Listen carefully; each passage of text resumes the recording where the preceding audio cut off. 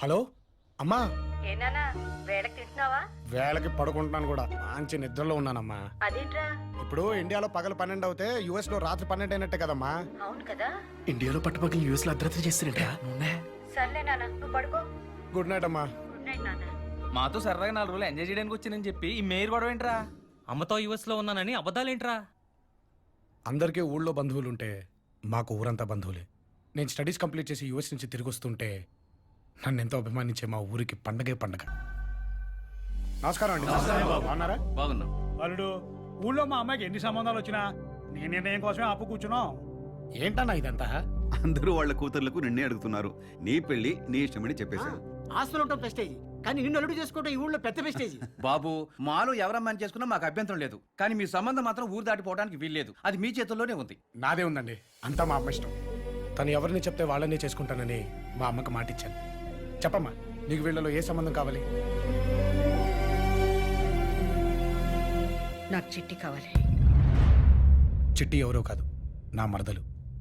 మా నాన్న ఒక్కగానొక్క చెల్లి శ్రీవల్లిని ఆయన చిన్ననాటి స్నేహితుడు ధనుంజయ్కిచ్చి పెళ్లి చేశారు. మా అత్తయ్యకి ఆడపిల్ల పుట్టగానే మా ఇంటి కోడలు పుట్టిందని 2 కుటుంబాలు సంబరపడ్డాయి. వెళ్ళొస్తాం వదినా. రామ్మా వెళ్దాం. నేను రాను, నేను అత్తతోనే ఉంటా. పోలే, 2 రోజులేగా, నువ్వు వెళ్ళరా, నేను చూసుకో. అలాగే. ఓకే, వస్తాం. వెళ్ళండి.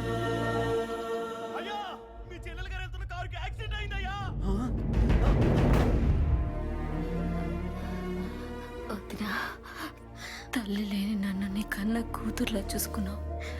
కాలం మారినా మగాళ్ళ మనసులు మారినా నా కూతుర్ని నీ కోడల్ని చేసుకుంటావు కదా. చిట్టి పుట్టగానే నా ఇంటి కోడలదిగా. ఆ రోజు నుంచి చిట్టిని మా అమ్మ అత్తలా కాకుండా అమ్మలా పెంచింది. ఒకరోజు మీ బావమరిదిని పంచాయతీ ప్రెసిడెంట్ గా గెలిపిస్తే ఊరు జనానికి పట్టాలు ఇప్పిస్తామని చెప్పారు. మీ మీదున్న గౌరవంతో మీ బావమరిదిని గెలిపించాం. ఇప్పుడు ఆయన ఆ భూమిని ఓ ప్రైవేట్ కంపెనీకి డబ్బులు అమ్మేశాడు. వ్యవసాయం చేసే వాడి కళ్ళు ఆకాశం వైపు చూస్తాయి. తప్పు చేసిన వాడి కళ్ళు నేలని చూస్తాయి. ఇక నువ్వు ప్రెసిడెంట్ పదవికి పనికిరావు. రాజీనామా చేయి.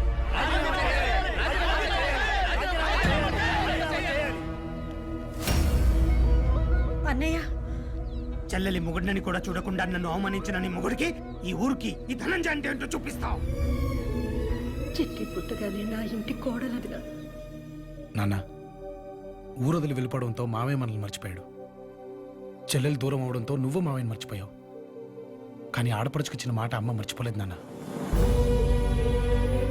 అమ్మ మాట వెనకాల ఉన్న అర్థం నువ్వే కదా నాన్న. మరి అమ్మని ఎందుకు అర్థం చేసుకోవట్లేదు?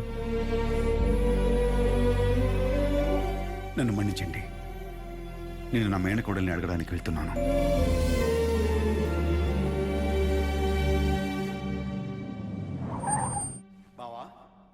రా బావా, రా. బావా,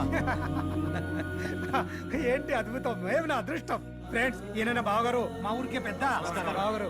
వీళ్ళంతా నా కార్పొరేటర్స్. కూర్చోండి కూర్చోండి బావగారు, కూర్చోండి. చెప్పు బావ, ఏంటి విశేషం? ఏముంది, అనుకున్న మాటే. మీ బావగారు అబ్బాయికి మీ అమ్మాయిని అడగటానికి వచ్చాం. నిజమా? నిజమా బావా? ఏ దివాకర్, తమతో రండి, అంత రండి. తమ్ముళ్ళు, మా బావ అన్ని మర్చిపోయి నా కూతుర్ని తన ఇంటి కొడాలని చేసుకోవాలని అడగడానికి వచ్చాడు. బావా, నాతో వియ్యం అందడానికి నా ఇంటికి వచ్చినందుకు ఎంత ధైర్యం నీకు? లే.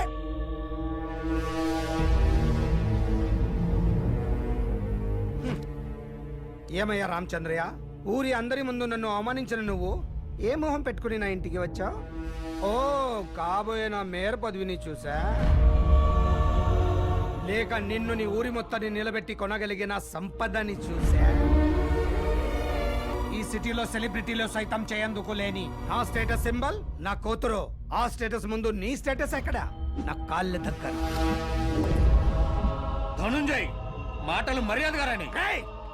బెదిరింపులకు భయపడ్డానికి మీ ఊరి ధనంజయని కాదు, T brothers chairman would be mayor of Hyderabad. ఇక మీరు తలదించుకుని బయలుదేరచ్చు. ఆ మర్నాడే నేను పని మీద యుఎస్కి వెళ్తున్నానన్న అబద్ధం చెప్పి ఇక్కడికి వచ్చాను. మా అమ్మ మాట నిలబడాలన్నా, మా నాన్నకు జరిగిన అవమానం మాసిపోవాలన్నా చిట్టి మా ఇంటి కోడలవ్వాలి. చెప్పరా, మాకు ఎలాగో నెక్స్ట్ ప్రాజెక్ట్ వచ్చే వరకు ఖాళీనే. నీ ప్రాజెక్ట్ సెట్ చేసేద్దాం. ఇప్పుడు ఏం చేద్దాం రా భయ్? తన కూతురునే తన స్టేటస్ గా ఫీల్ అవుతున్న నా మరదల్ని కలవాలి. చూడగానే అమ్మాయిలు ఒళ్ళో పడిపోతారని ఫీల్.